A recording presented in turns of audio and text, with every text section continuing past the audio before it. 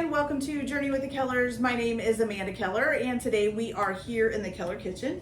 So today we are going to be making our next recipe from the Dolly Parton Dollywood cookbook. Today's recipe is called date nut bread. So there's only a few things that you need to do ahead of time for prep work for this. One is you do need 1 cup of boiling water. So you're gonna need to boil some water. You're also gonna need 1 cup of chopped dates. So you'll need to chop those up ahead of time. And 1 cup of chopped walnuts. I already bought mine already chopped, but if you need to chop them up, then go ahead and chop them up. Okay, the only other thing that you are gonna need to do for this is you're gonna need a 9x5x3 loaf pan grease. So I used shortening. You can use butter or even try the spray pan stuff, okay? All right, before you start your recipe, you're gonna go ahead and preheat your oven to 350 degrees. Okay, so the first thing that you're gonna do is you're gonna combine your 1 cup of chopped dates. Then you need, let's see, how much baking soda? 1 teaspoon of baking soda that you're gonna add to this.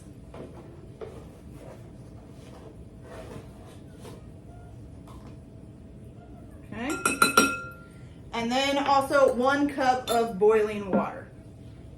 Oh, almost spilled it. There we go. Give that a good stir up there. Got dates sticking everywhere. There we go. Okay, give that a good stir up. And then you're gonna set that to the side for now, okay? Now you're gonna grab another bowl. In the second bowl, you're gonna go ahead and you're gonna add in 2 tablespoons of either butter or margarine. Get that in there. Then you're also gonna add in your brown sugar, which you're gonna need 3/4 of a cup of brown sugar. Which I don't think, nope, this measuring thing does not have 3/4 of a cup, so we will just do 1/4 of a cup 3 times. Now, usually you're gonna pack brown sugar. It does not say it in this recipe, but most of the time that's what they're gonna mean, which means you're just gonna smash it into the cup as much as you can, okay?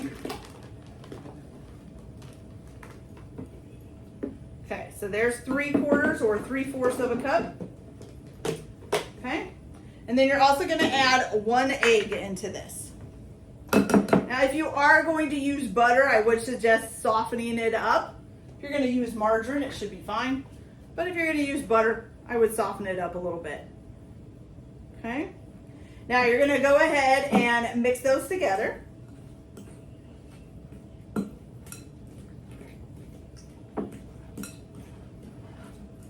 Just kind of using a fork to kind of smash them together, especially the butter.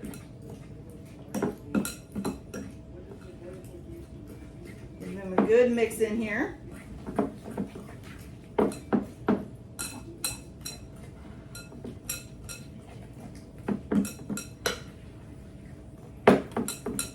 Okay. Trying to get the big clumps of butter mixed in better.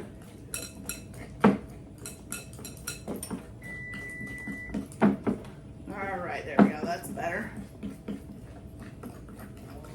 Okay, and once you get that done, you're gonna have kind of a brown looking weird thing, I guess, slimy thing, more like. Okay, so now what you're gonna do is you are gonna add your flour, and this is self-rising flour, so you're gonna need 1.5 cups of self-rising flour.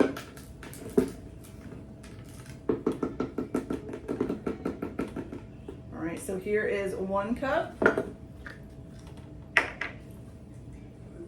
These dates are everywhere, I'm telling you. And then oops, knock too much out. There we go, then 1/2 cup, okay? All right. You're gonna mix that up really good.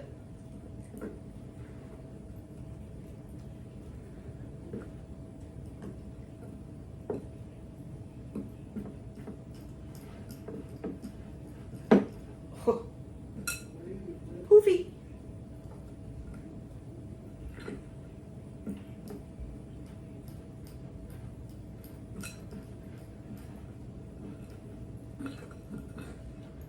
I think I'm going to use my hands for this part, you guys, because it's getting tougher and tougher to mix. It is a bread dough, so it's probably supposed to. But I want to make sure that this is all mixed in real well. And I want to try to get it off the sides. Sometimes, for me anyways, sometimes using your hands is just the best way to do it.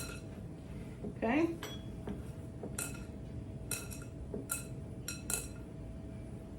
There we go. So now there's no water or anything in this yet, so don't, expect it to bake like a batter. It is kind of squishing together and forming little crumbly balls. All right, so let's get this the rest of the way mixed up here. There we go. So now you kind of got a real crumbly looking batter like that, okay? Now you're gonna take your date mixture that you set aside earlier, and yeah, you're just gonna add this in here. And you're gonna mix that up really well, is what it says. Make sure it's completely blended in.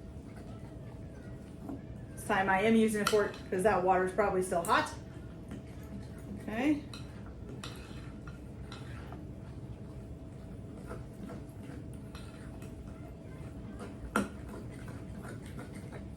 Make sure you get the sides of your bowl. Get that all nice and in there. And now you got more of kind of what looks like a cake batter. It's kind of a runny batter. Okay. There we go. And now the last thing you're going to add is your 1 cup of chopped walnuts. If I can get this open here. Oh. There we go. Oh, I just threw walnuts. You're going to go ahead and put those in there and stir that up.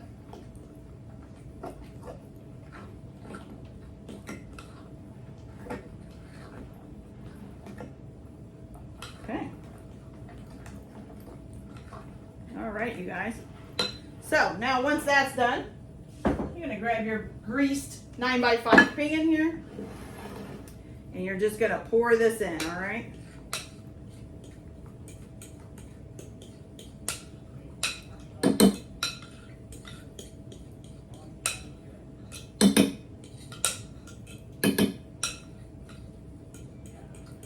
Okay, once you get that all poured in there, let me get this out of the way.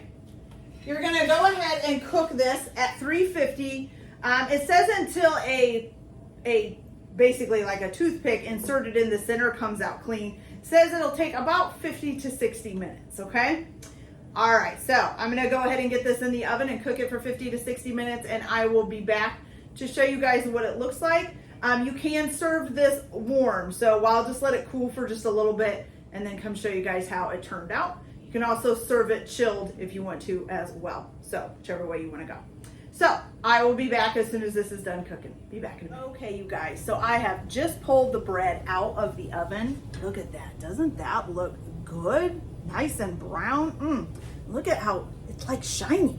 It's pretty.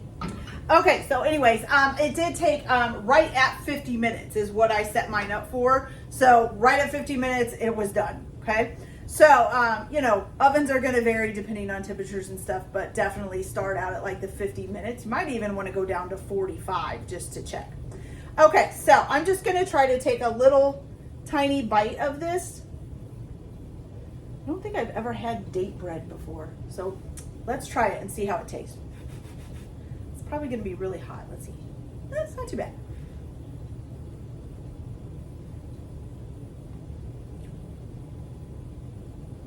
Okay.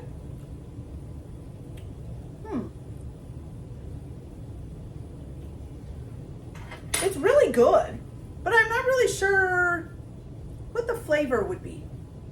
I can definitely taste the dates, like it's not overpowering or anything, but I can definitely taste a little bit of the dates kind of mixed in with the bread, and that's good because dates are actually not that bad. But I'm not really sure what I could compare it to. It does have a slight sweet taste, just a slight one. It's not overpowering, and it does have basically a real bread taste to it. But it's a moist bread. It seems really good. The outside of it is a little bit crusty, like a crust. It's a little bit crunchy. And I would say it's delicious, and you could probably use this for a lot of things. I would say this would even go good with like a soup or something that you could dip it in. So yeah, or you could just put some butter on it and eat it with butter. It does say that you could eat this warm or chilled, and that I guess that cream cheese is good on it chilled. So you could try that as well. So yeah, but it's really good. This would make like a really good like snack time kind of bread, or even maybe even for just for breakfast. You could put some bananas on there or something too, and have like a date nut banana bread. That would be good. Okay, you guys, so that's it for this video. I hope you guys liked it. Like and subscribe if you like, or don't if you don't. Everyone have a good day. Enjoy your cooking. Keep your kitchen messy, because mine always is. And we'll see you later. Bye.